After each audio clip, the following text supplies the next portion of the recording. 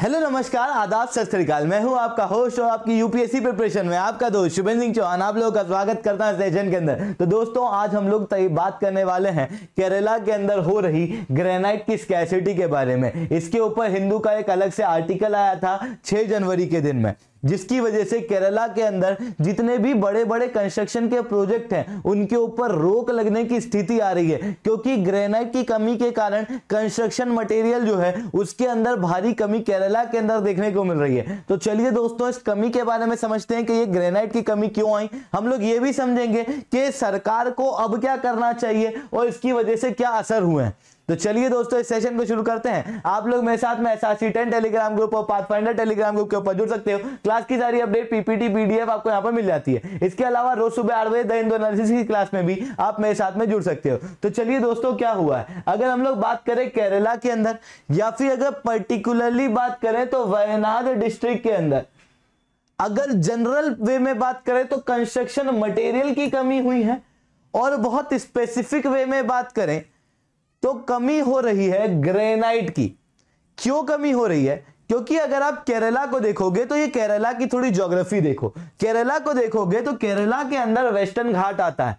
जो वेस्टर्न घाट पूरा है उसका 40% भाग जो है वो आपको केरला के अंदर देखने को मिलेगा। मतलब केरला के ये रीजन जो है वो काफी हिली रीजन है, पहाड़ी रीजन है। इन पहाड़ी रीजनों के अंदर पथरीली जमीन है, जिसके कारण से यहां पर ग्रेनाइट होता था। अब ग्रेनाइट होता था तो लोग यहां पर भारी मात्रा में क्वेरिंग करते थे। एक समय ऐसा था कि यहां पर अनरेस्ट्रिक्टेड वे में माइनिंग, क्वेरिंग, स्टोन क्रशिंग होती थी, जिसके कारण से कंस्ट्रक्शन मटेरियल भी यहां पर बनाए जाते थे। बट हिली एरिया के अंदर इस माइनिंग, क्वेरिंग की वजह से कमजोरी आने लगी, जिसके कारण से वहां पर जो मिट्टी है वो थोड़ी सी कमजोर पड़ने लगी। वाटर को परकोलेट करने की जो पावर है वो कम होने लगी, जिसके कारण से केरला के अंदर लैंडस्लाइड जो है वो बढ़ने लगी। अगर हम लोग बात करें 1983 से 2015 के बीच में तो लगभग 115 लैंडस्लाइड इस दौरान में आई थी, जिसके अंदर से 78 लैंडस्लाइड ऐसी थी जहां पर 1 किलोमीटर की रेडियस में क्वेरिंग हो रही थी। ये दर्शाता है कि क्वेरिंग के कारण से वेस्टर्न घाट और ये हिली रीजन जो है वो कमजोर पड़ रहे थे, जिसकी वजह से यहां पर क्वेरिंग के ऊपर रोक लगाने की मांग होने लगी। क्यों होने लगी साहब? क्योंकि ये लैंडस्लाइड की वजह से जान मान की हानि, प्रॉपर्टी का नुकसान, कल्टीवेबल लैंड का बर्बाद होना, ये सब देखने को मिल रहा था। यही चीज फिर 2015-16 में हुई, जब क्वेरिंग के ऊपर बैन लगा दिया गया। अनरेस्ट्रिक्टेड क्वेरिंग अब वहां पर नहीं होती, वहां पर वो स्टोन क्रशिंग वगैरह ये सब देखने को नहीं मिलता 6 साल पहले से। आप देखोगे तो 2014-15 में क्वेरिंग की ग्रोथ 60.8 थी, तो अचानक से 2015-16 में 67.9% से क्वेरिंग जो है वो केरला के अंदर नीचे गिर गई थी साहब। क्योंकि केरला के अंदर क्वेरिंग को हाईली रेगुलेट किया गया। ऐसे इलाके जहां पर इंसान रहते हैं, ऐसे इलाके जो इकोलॉजिकली फ्रेजाइल इलाके हैं, वहां पर ग्रेनाइट के लिए क्वेरिंग जो है वो बंद कर दी। अब 6 साल से जब क्वेरिंग बंद रही तो क्वेरिंग का तो ग्रेनाइट का इतना सप्लाई रहा नहीं, कंस्ट्रक्शन का इतना सप्लाई रहा नहीं, वहीं डिमांड जो है वो बढ़ती चली गई और हाल ही में कंस्ट्रक्शन मटेरियल की स्कैसिटी वहां पर देखने को मिल रही है, जिसके कारण से बड़े बड़े कंस्ट्रक्शन प्रोजेक्ट जैसे कि livelihood inclusion and financial empowerment, जिसकी वजह से वो लोग जो बेघर हैं उनके लिए अलग से घर बनाने की प्लानिंग यहां पर की जा रही थी, वो प्रोजेक्ट के ऊपर कहीं ना कहीं डिले चल रहा है। इतना ही नहीं, आप देखोगे तो विदिंजम पोर्ट प्रोजेक्ट जो है वहां पर भी ग्रेनाइट की कमी के कारण से ब्रेक लगता हुआ दिखाई दे रहा है। इसी तरीके से कई सारे केनाल, रोड, ब्रिज के प्रोजेक्ट जो हैं वो केरला के अंदर खतरे की घंटी पे हैं।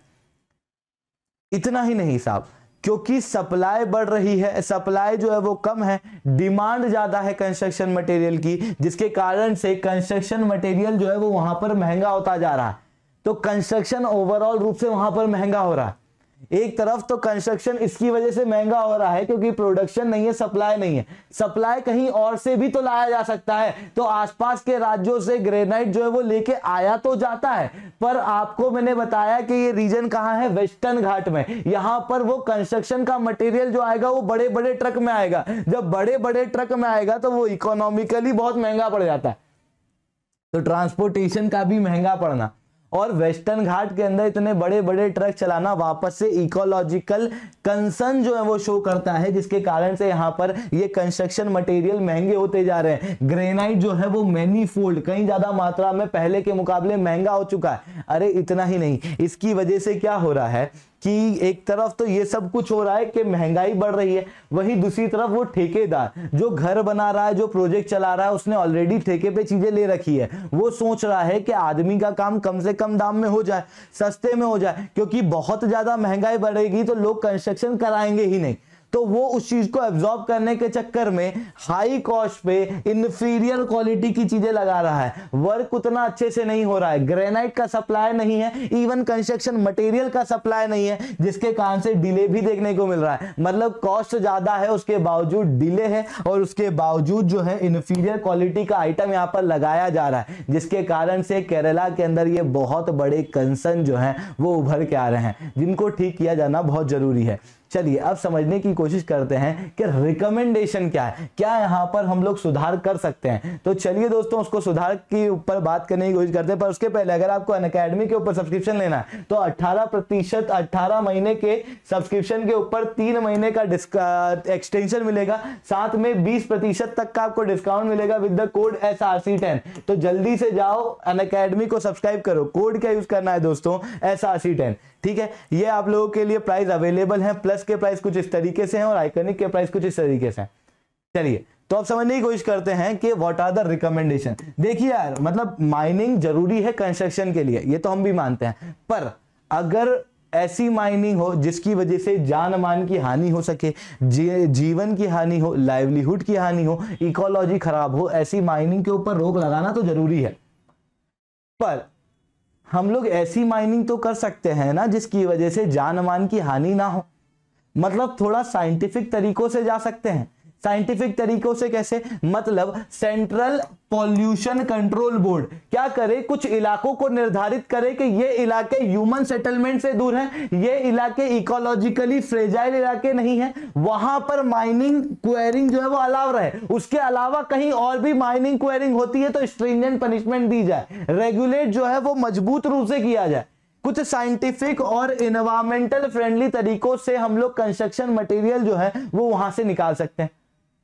इतना ही नहीं, क्वेरिंग रोकी तो है केरला के अंदर, पर फिर भी इलीगल वे में ब्लैक मार्केटिंग में काफी ज्यादा हो रही है, जिसके कारण से महंगाई बढ़ रही है। तो कंप्लीट बैन की बजाय रेस्ट्रिक्टेड वे के अंदर इन इलाकों के अंदर हम लोगों को करना चाहिए। इतना ही नहीं, एक कंप्रेहेंसिव मैकेनिज्म होना चाहिए जो मॉनिटर करेगी ब्लैक मार्केटिंग में हो रही क्वेरिंग और जो कंस्ट्रक्शन मटेरियल जो बिक रहा है, ग्रेनाइट जो बिक रहा है, जो पत्थर वहां पर बिक रहे हैं, जो ब्लैक मार्केट में टैक्स इवेजन के जरिए बिक रहे हैं, उन सब के लिए एक प्रॉपर मॉनिटरिंग मैकेनिज्म होना चाहिए। रीजनल लेवल पे मॉनिटरिंग कमेटी जो है वो बैठाना पड़ेगी, जिसके अंदर एनजीओ, लोकल गवर्नमेंट की भी भागीदारी हो, इवन यहाँ के स्टेक होल्डर की भी भागीदारी हो, जिसके कारण से वहां पर मॉनिटरिंग रहे। और ये जो ब्लैक मार्केटिंग जैसी चीजें वहां पर दिख रही है, जिसके कारण से कंस्ट्रक्शन कॉस्ट और बढ़ती जा रही है, उसके ऊपर कहीं ना कहीं रोक लगेगी। इतना ही नहीं, द वे फॉरवर्ड जो सबसे इंपॉर्टेंट है वो ये है कि ये सब तो अभी शॉर्ट टर्म के लिए करना है, पर लॉन्ग टर्म के लिए एक